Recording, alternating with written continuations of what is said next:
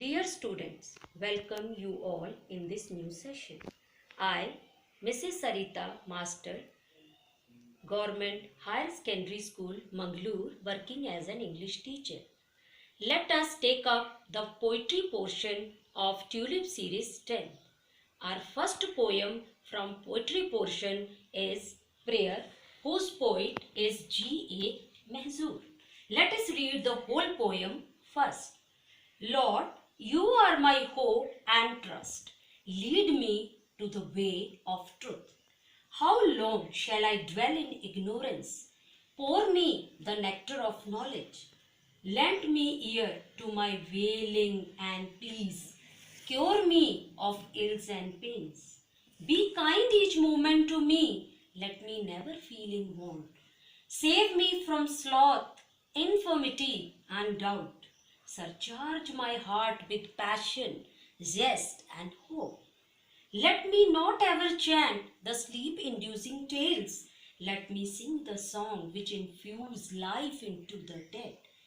Let me sing of that which inspire people with love and causes all bitterness and hatred to vanish. You brought me to bloom with the earliest vernal breeze. Let not the burning heat of summer wither my grey. Like dew, how long shall I wait for the first flash of sun? Awaken me with the flowers in the first stroke of the dawn.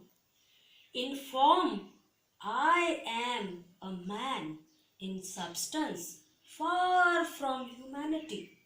Subject me not to trials. Shame not my human form.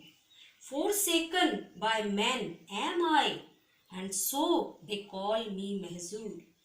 People may desert me thus, but you don't abandon me, Lord. अभी हम poem prayer की line to line explanation देंगे. Lord you are my hope and trust. हे भगवान, हे ईश्वर, हे प्रभु, आप मेरी आशा और मेरा विश्वास हैं. Lead me to the way of truth. मुझे सच के रास्ते पर ले जाना. How long shall I dwell in ignorance. कब तक मैं अंधकार में जीता रहूंगा. Pour me the nectar of knowledge. मुझे ज्ञान रूपी अमृत. प्रभु, मुझे ज्ञान रूपी अमृत पिलाना. Lead ear to my wailing and pains. मेरी दुख, मेरी तकलीफ उसको सुनो. Cure me of ills and pains. मेरी जो तकलीफें हैं, मेरे जो बीमारियां हैं, उनको प्रभु ठीक करना. Be kind each moment to me. मेरे साथ हमेशा दयालु बने रहना. Let me never feel in want. मुझे कभी अकेलापन महसूस ना हो. Save me from sloth, infirmity and doubt. मुझे हमेशा मेरे आलस, मेरी कमजोरी और शक, इन चीजों से प्रभु बचाकर रखना. Surcharge my heart with passion, zest and hope. मेरे दिल को पैशन और उमंग, आशा और ताकत से भर देना. Let me not ever chant the sleep inducing tale. हे प्रभु, मैं ऐसी कहानियां ना सुनाऊं जिससे लोग सो जाएं. Let me sing the song which infuse life into the dead. मेरे द्वारा इस तरीके के गीत गाए जाएं जो एक मुर्दे में भी जान डाल दे. Let me sing of that which inspire people with love. मेरे गाने लोगों के अंदर प्यार भर दें. And causes all bitterness and हेटेड टू वैनिश.